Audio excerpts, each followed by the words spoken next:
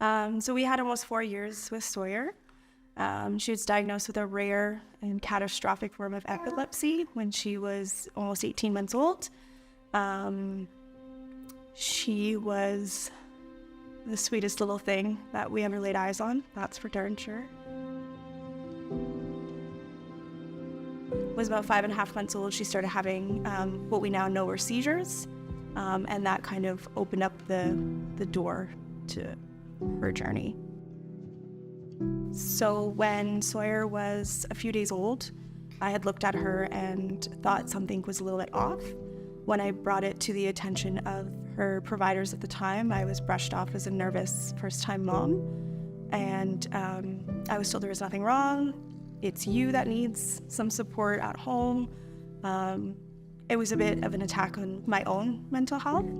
And then at 5 months old, she started, like I said, having some seizures, and it was not until almost a year later that we finally got a diagnosis.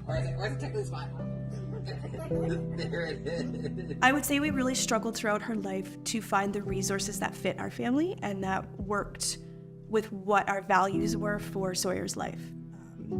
It's easy to look at those resources that are outside in the community, and I don't think that they're a one-size-fits-all. I think every family has a different journey, I guess is the best way to put it.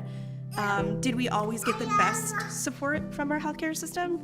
That answer would be no. I wish there was more support for us as a family structure, because we were the ones supporting Sawyer through her journey. And more support for pediatric side of it. Yeah, the pediatric like side. When you're trying to get someone a nurse to come in through certain community funding things, they always said, oh, they don't have experience with children. Those weeks and those months were absolutely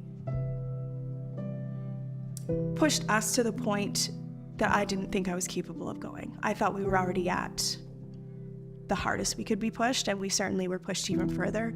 And we didn't have those supports that we were used to. So even during hospital visits, we weren't able to have our families come and support us. It was just Colin and I kind of holding each other up. So the pediatric hospice would be invaluable to families like ours, just to have that safe place to go when you are facing a situation that's devastating. You don't have to worry about, setting up your home and having people come in. Everything is kind of done for you. I think just that safe place to land throughout Sawyer's life would have been amazing in the sense of the pediatric hospice. I'll be honest with you, there was a point this week where I almost said, I don't want to do this. I feel like we're making the wrong decision. I don't know if it's the best thing for us. And then I was reminded of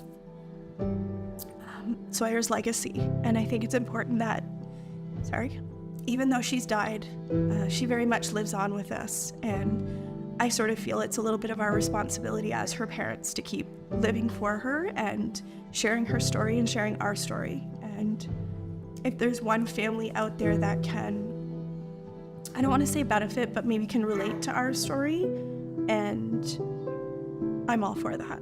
I will do 100 of these videos if it makes a difference to one.